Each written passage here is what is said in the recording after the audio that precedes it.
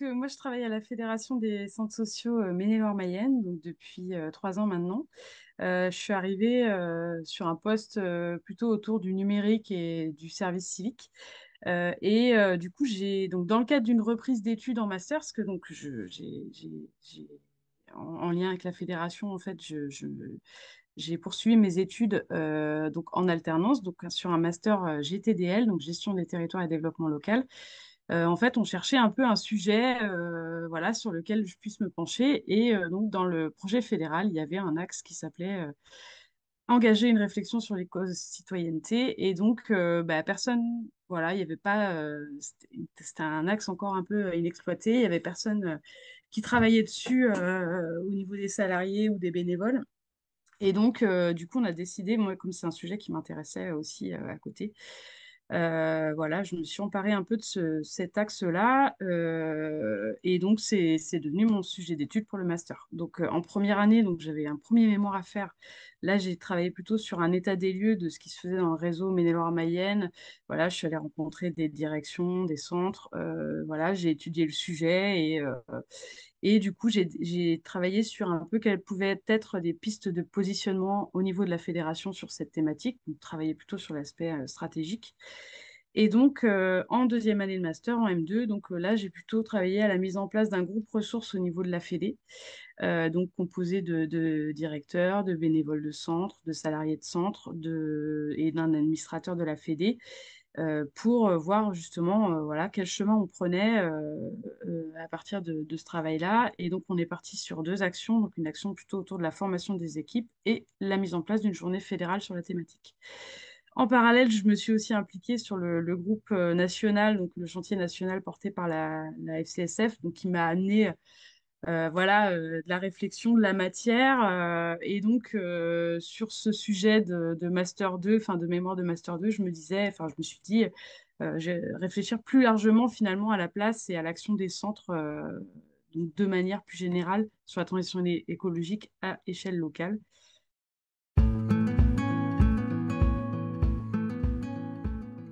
On s'interroge un peu enfin, on va passer beaucoup de temps, enfin, moi j'ai vu ça donc à l'échelle du chantier national, aussi un peu, ça a été un peu en débat à la Fédé. On passe beaucoup de temps à finalement choisir quels mots on utilise et tout. C'est vrai que c'est important de bien en comprendre le cadre et les bornes, mais après, il faut pas non plus s'attarder trop longtemps sur le choix des mots.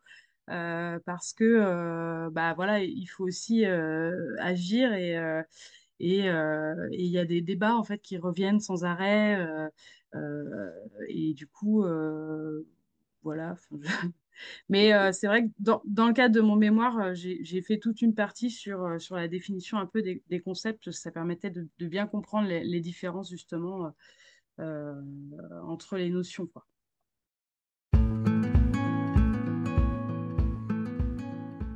Donc, éco-citoyenneté, c'est la contraction donc, d'écologie et citoyenneté. En fait, c'est une prise de conscience de la nécessité d'agir donc individuellement pour protéger l'environnement, notre cadre de vie, la planète, en respectant un certain nombre de droits et de devoirs donc vis-à-vis de notre milieu de vie et de contribuer collectivement à l'intérêt général. Donc en fait, dans l'éco-citoyenneté, il y a deux échelles. Il y a l'échelle individuelle, donc, qui constitue la sphère privée avec toutes nos pratiques de consommation, nos habitudes au quotidien, nos pratiques domestiques, et la dimension collective sur voilà, le fait d'en échanger avec d'autres, de débattre, de revendiquer des choses, de passer à l'action et du coup de s'engager dans l'espace public.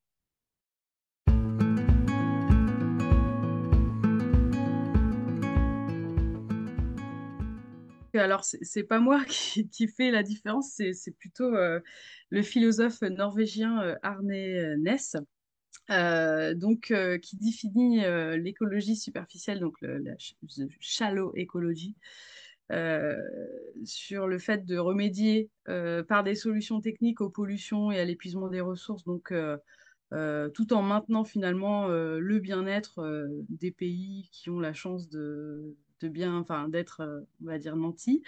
Voilà, c'est un peu mettre des pansements et du coup se trouver des remèdes, quoi. Il oppose à l'écologie superficielle, donc l'écologie profonde, ou là, qu'il appelle deep écologie, et où là, plutôt, on va chercher à modifier l'ensemble des relations des hommes à leur environnement par des transformations de fond, par des transformations systémiques. Et donc, c'est ce qui fait un peu, enfin, cette distinction explique un peu la différence qu'il peut y avoir entre justement le développement durable, où on va être finalement dans le maintien du système dans lequel on est. Le développement durable vise à limiter les effets du capitalisme, donc en cherchant à le perpétrer, du coup, on ne va pas le remettre en question. Alors que la transition écologique, du coup, on est plutôt sur donc l'écologie profonde avec une dynamique de changement systémique. Je présente la conscientisation comme un levier pour favoriser le passage à l'action.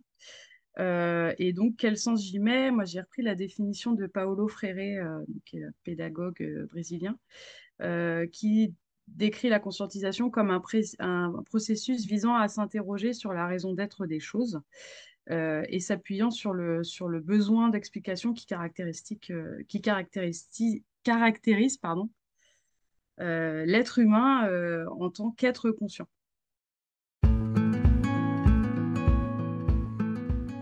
Alors, pour résumer sa pensée, donc Jean-Pierre Dupuy parle en effet de catastrophisme éclairé. Donc, ça consiste en fait à dire la vérité sur l'état du monde, mais également à donner des clés immédiates pour pouvoir agir.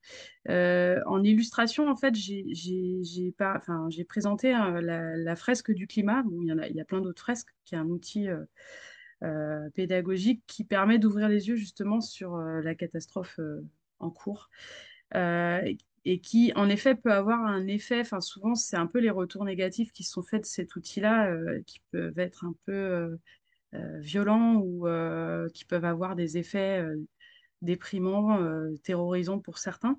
On se prend une claque en faisant la fresque du climat. Mais du coup, c'est vrai qu'elle est quand même basée sur des données scientifiques. Elle donne des clés de compréhension, des mécanismes qui sont en œuvre dans le changement climatique et des enjeux auxquels on fait face. Et grâce à l'intelligence collective, qui est mobilisée dans le cadre de ce jeu, cet outil pédagogique, du coup, on va comprendre collectivement, tous ensemble, comment ça fonctionne. Voilà, ensuite, il y a une partie autour des émotions et puis on réfléchit aux solutions. Donc, on est bien sur voilà, la vérité de l'état du monde, sur la phase de fresque. Après, le fait d'avoir des clés pour pouvoir agir, on réfléchit collectivement au passage à l'action. C'est parce qu'on a compris finalement il y a quelque chose qui dysfonctionne et qu'on comprend pourquoi il dysfonctionne, on va avoir envie d'entamer derrière des changements. Du coup, ça permet de lever les blocages et ensuite de passer à l'action.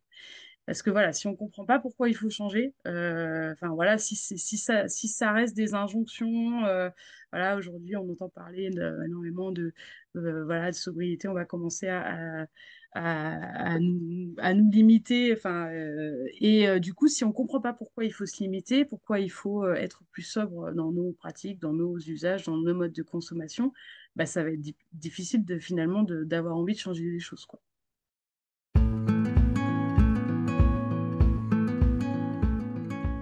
Donc, en fait, le triangle de l'inaction, enfin, je pense qu'il va être projeté, du coup, ça consiste à attribuer la responsabilité aux autres et attendre finalement que les autres bougent pour agir. Et du coup, ça vient freiner l'action. C'est-à-dire que, bah, en tant que citoyen, en tant qu'individu, voilà, on va se dire, bah, finalement, c'est l'État qui doit prendre des décisions politiques pour agir. Et c'est les entreprises qui, finalement, ont une part plus importante dans les émissions de CO2 qui doivent limiter, enfin changer leurs pratiques. À côté de ça, du coup, il y a les entreprises du coup, qui disent, bah ouais, mais nous, en fait, on a besoin de fonctionner, donc on a besoin enfin, on répond aux besoins des populations. Donc, en fait, on va produire parce qu'on répond aux besoins, parce qu'on répond à la demande. Du coup, elle rejette aussi la responsabilité sur l'État, donc sur l'État et les citoyens. Et donc, l'État va également faire un peu le même cheminement. Donc, et il y a un petit triangle, justement, qui présente un peu tout ça.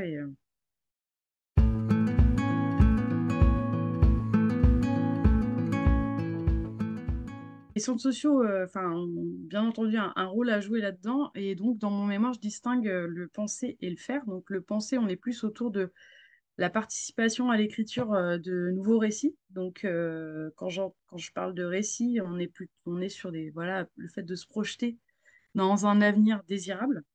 Parce qu'aujourd'hui, on entend parler des récits, voilà, entre les collapsologues, enfin voilà, on est plutôt sur des récits où, voilà, on se dit que l'avenir va être. Donc là, c'est plutôt participer à essayer de se dire, ok, ça va changer, mais ça peut aussi, si on le décide, changer de manière positive et qu'on puisse construire des choses, un avenir désirable. Donc là, les centres sociaux, du coup, on peut prendre le rôle, enfin, on est là pour, enfin, à mon sens, pour donner des clés de compréhension, pour rendre intelligible et sortir la question du cercle des experts.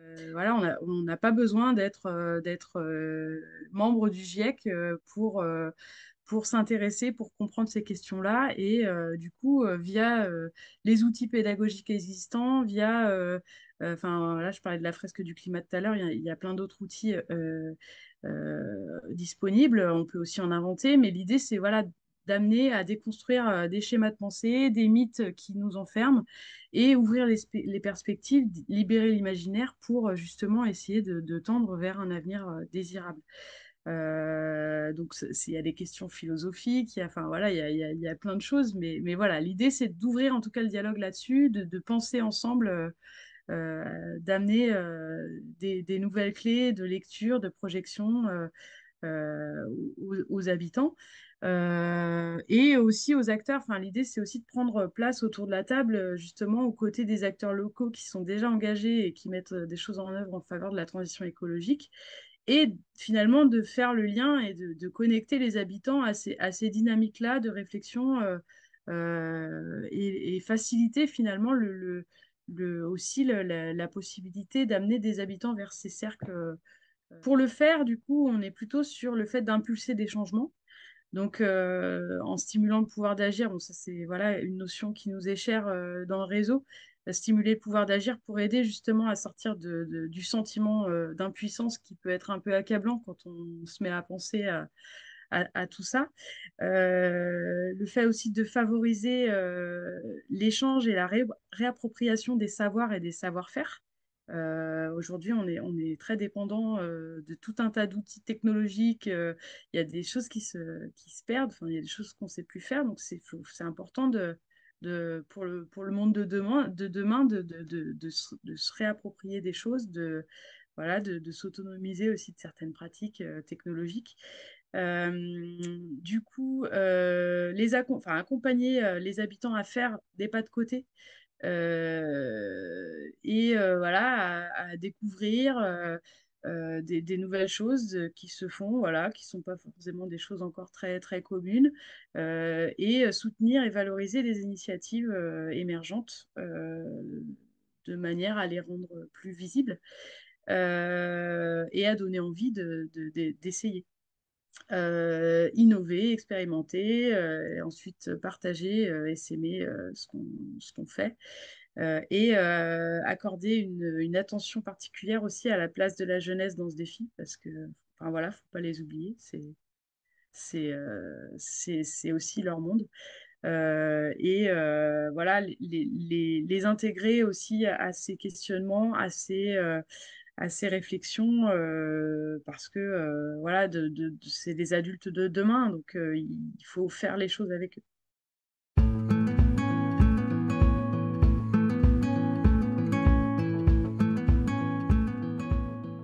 Bien. ils ont plein d'atouts, on a plein d'atouts. Du coup, déjà, au niveau de notre identité, notre histoire, enfin voilà, on s'inscrit on a quand même 100 ans. Voilà, dans nos valeurs, on défend la démocratie, la dignité humaine, la solidarité. Dans nos ambitions qui ont été affirmées, réaffirmées pendant les banquets citoyens de voilà, justice sociale et démocratie, dans nos couleurs, le fait qu'on voilà, on soit originaux, créatifs, conviviaux, enthousiastes, souvent c'est comme ça qu'on est décrit. Donc voilà, en termes d'identité, déjà on a des atouts. Ensuite, en termes de maillage et d'ancrage territorial, donc on est déployé au niveau national. On constitue une force de frappe avec des moyens humains importants. Enfin, voilà, j'ai plus les chiffres en tête, mais si on cumule les salariés, les bénévoles, les stagiaires, les services civiques, enfin voilà, on a un nombre assez conséquent de moyens humains. On est des acteurs de terrain, des acteurs de proximité, et du coup, on connaît les terrains qu'on occupe, entre guillemets. Donc voilà, on est un lieu, un carrefour entre les habitants, les pouvoirs publics et les institutions et les autres acteurs du territoire. Voilà, quand on écrit des projets sociaux, on fait des analyses des besoins sociaux, donc on sait aussi, enfin, on connaît les besoins des habitants, les ressources, les atouts, les faiblesses de nos territoires. Donc ça, c'est on maîtrise le terrain. Ensuite, dans nos actions, donc le fait qu'on agisse sur les trois dimensions avec les trois maisons, donc la dimension individuelle, la dimension collective, la dimension de l'intérêt général. Ensuite, on a un centre social, il a de nombreuses portes d'entrée. Enfin, voilà, on propose une large palette d'activités, ce qui fait que voilà, il y a plein de portes d'entrée possibles. Donc, ce qui entraîne un accueil. Enfin voilà, et on a une mixité de public aussi accueilli qui fait que voilà, que ce soit au niveau intergé, au niveau mixité sociale, enfin du coup on accueille tout le monde. Donc voilà, c'est intéressant.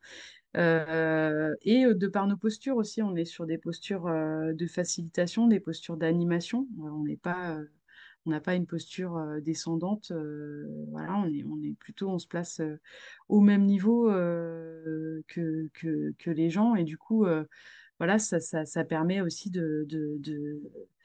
d'amener des choses différentes. On n'est pas dans l'injonction, enfin voilà, on est dans la co-construction, dans l'intelligence collective, le fait de faire ensemble, d'échanger des savoirs, enfin voilà, toutes l'idée de l'éducation populaire et de partage des connaissances. Voilà, on est aussi laboratoire d'expérimentation, d'innovation sociale. Il y a souvent des choses qui apparaissent, voilà, qui sont des expérimentations, des essais, des tentatives, et finalement qui se transforment en actions plus concrètes et qui peut justement se développer et aller s'installer ailleurs, parce qu'on partage aussi tout ça. Voilà, on agit nos pratiques d'aller vers, développement du pouvoir d'agir, le fait qu'on ait des liens de confiance avec les habitants, mais aussi avec les élus et avec les partenaires. Enfin, je pourrais encore peut-être lister des choses pendant 20 minutes, mais voilà, on a plein de bonnes cartes en main. Il faut qu'on en ait conscience. Et du coup, je pense qu'on a vraiment un rôle, enfin, tous ces atouts-là nous donnent vraiment la légitimité finalement d'avoir un rôle aussi en faveur de cette transition écologique aux côtés des autres, quoi.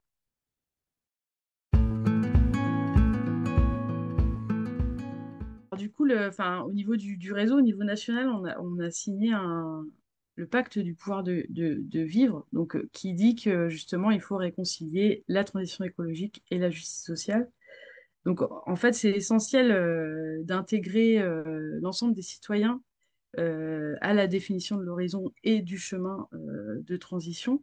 C'est un enjeu à la fois démocratique et c'est aussi enfin, c'est une condition de réussite de la transition parce que bah, ça implique une transformation des modes de vie, une redéfinition des contraintes collectives qui vont peser sur chacun. Donc c'est important d'associer les gens, d'associer tout le monde en fait à ces décisions, à ces réflexions, parce que ça aura un impact aussi dans leur vie quotidienne de demain. Si on n'est pas associé, enfin voilà, c'est hyper. Enfin, on a besoin de tout le monde en fait pour réfléchir à ça. Et bah, le fait de laisser des personnes de côté viendrait finalement renforcer les inégalités sociales et environnementales qui apparaissent aussi. Et parce que voilà, faut pas oublier que les plus vulnérables du coup sont en première ligne et malheureusement bien souvent oubliés des politiques publiques qui vont plus être fléchées en direction des classes moyennes de par leurs conditions d'accès, de par parfois la complexité voilà, pour pouvoir avoir accès à certaines aides. Et donc, voilà, c'est important en tout cas de ne pas oublier cette dimension sociale et de ne pas uniquement se focaliser sur la dimension environnementale. Il faut allier les deux.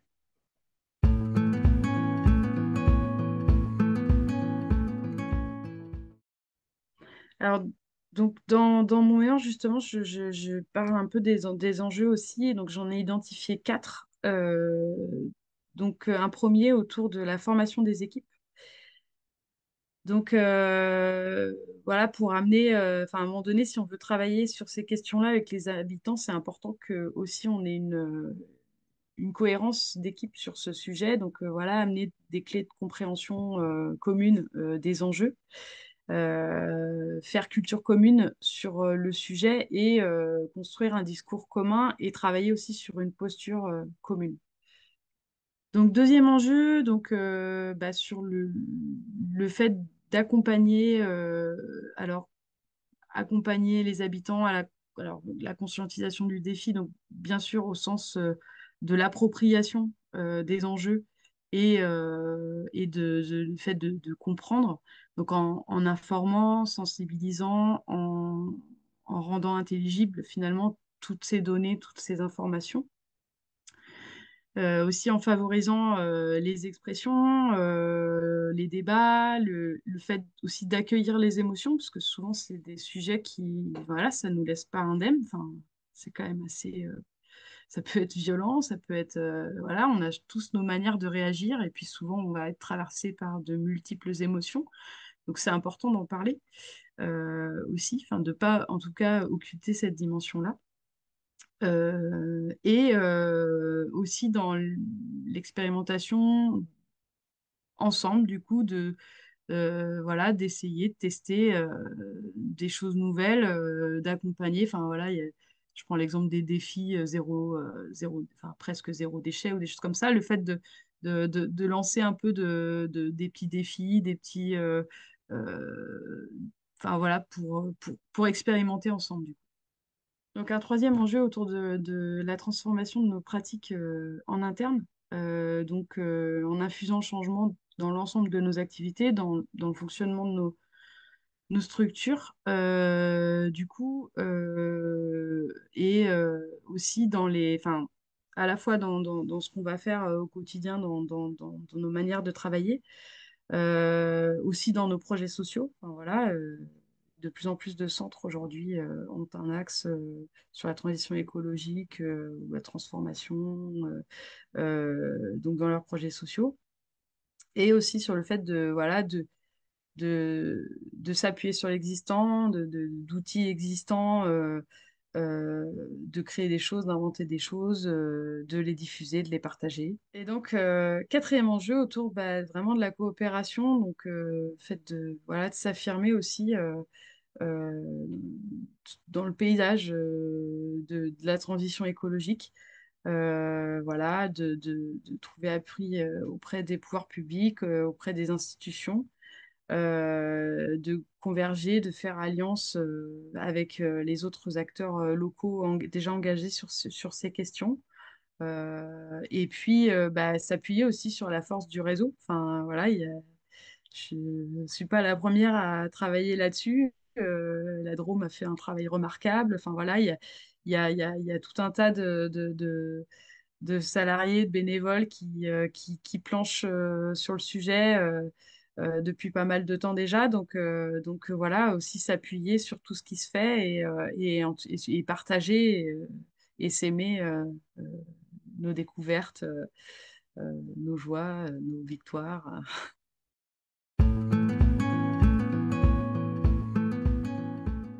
Dans le groupe ressources, c'est une question, enfin voilà, sur le fait de nouer des alliances, même de s'inscrire dans les schémas territoriaux. Enfin, si on prend l'exemple des plans alimentaires territoriaux, enfin, il existe tout un tas de schémas travaillés par les collectivités justement pour les plans climat, air, terre, énergie, plan, climat, air, eau, non, énergie. Bon, bref, les Les plans. PCAET.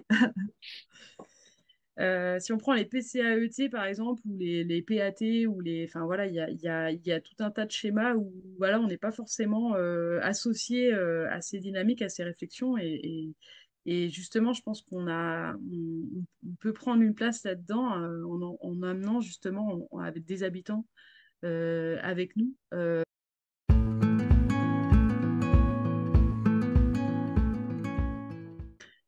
Alors, du coup, sur le plan de l'éco-citoyenneté, voilà,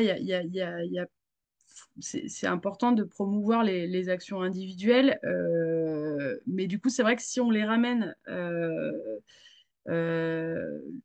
si on aborde ces actions individuelles dans le cadre, à l'intérieur du centre social, du coup, ça permet de démultiplier les effets et les impacts. Si du coup il y a une appropriation collective, quand on vient au centre social en tant qu'habitant, on vient aussi pour être avec d'autres personnes, pour faire ensemble. Voilà, on discute, on se passe des messages, on réfléchit, on se confronte aux idées des autres. Ça nous fait évoluer, voilà, ça fait évoluer nos manières de voir les choses. Et du coup, c'est important, je pense, et tout à l'heure, je parlais de posture, justement, que nous, en tant que centre social, on n'est pas une posture descendante, une posture jugeante, une posture culpabilisante. Chacun est à son niveau, enfin, entre la personne qui réfléchit depuis 10 ans, qui change des choses dans son quotidien, et celui qui vient tout juste de se rendre compte qu'il y avait vraiment un problème et qu'il fallait changer beaucoup de choses d'un coup. Voilà, on ne peut pas demander à cette personne-là qui finalement commence à prendre la mesure de la catastrophe en 5 minutes rejoindre celle qui a un cheminement de 10 ans. Euh, du coup, on est plus là pour finalement euh, amener les gens à se poser des questions, les accompagner dans ces questionnements, faire du lien avec d'autres, avec des initiatives. On n'est pas là pour apporter la bonne parole, pour éclairer les gens, mais voilà, vraiment et l'idée, c'est aussi on est là pour cheminer ensemble parce qu'on a tous notre niveau, enfin, à échelle individuelle, même au sein d'une équipe, on est tous à des niveaux différents.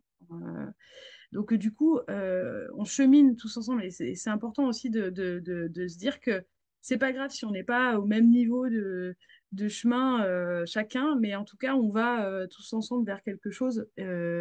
Et voilà, et du coup, je pense que dans notre posture, c'est encourager à s'exprimer, à partager, à aussi exprimer ses besoins, exprimer ses idées.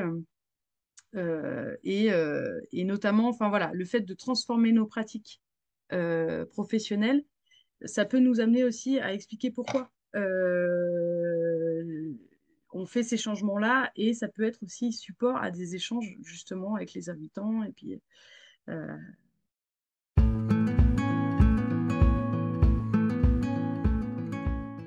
alors, des exemples, il y en a plein, plein, plein. Du coup, le réseau, il regorge d'initiatives voilà, qui sont porteuses de sens, qui associent les habitants. En première année de master, là, quand je suis allée à la rencontre des centres, voilà, tout le monde fait déjà beaucoup de choses. Voilà, si je liste un peu, il y a toute la dynamique autour des Repair Café, des Fab Labs.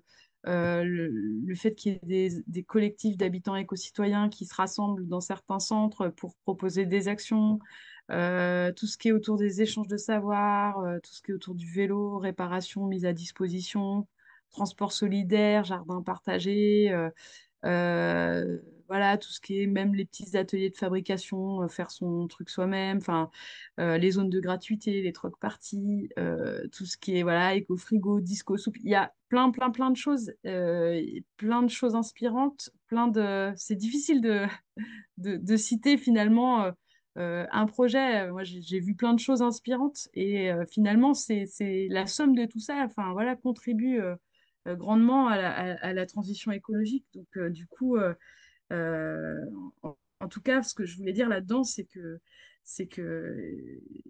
enfin, c'est pas parce qu'on fait des choses que déjà qu'il faut se dire, bah, c'est bon, on fait déjà plein de trucs pour la transition écologique, c'est bon, ça suffit. Enfin, après, c'est plus, voilà, comment on, on prend conscience aussi que tout ça finalement contribue à aller vers cette transition écologique et comment on favorise encore plus de choses qui va dans ce sens-là.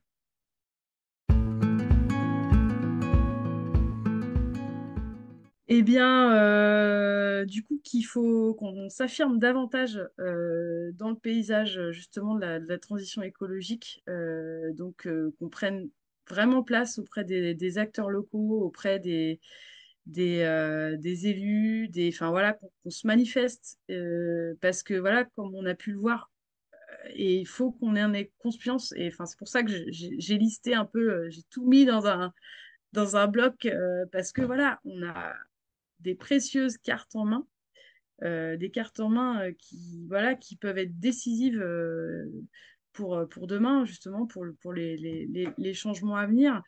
Et c'est important d'en avoir bien conscience et que du coup, on puisse co-construire, en tout cas, avec d'un côté les acteurs locaux, les élus, et de l'autre, voilà, en ramenant aussi les habitants. Je pense que voilà, on a un rôle de connecteur en fait, et enfin, dans les paysages euh, locaux, territoriaux aujourd'hui, il y a pas tant d'organisations, de structures qui sont en mesure de faire ça. Donc, du coup, c'est important qu'on prenne ce rôle-là, de connecter, de reconnecter les habitants à ces instances aussi politiques, de prise de décision, de réflexion pour construire justement un avenir désirable dans les deux sens, en fait, qui soit désirable pour les élus et désirable aussi pour les habitants.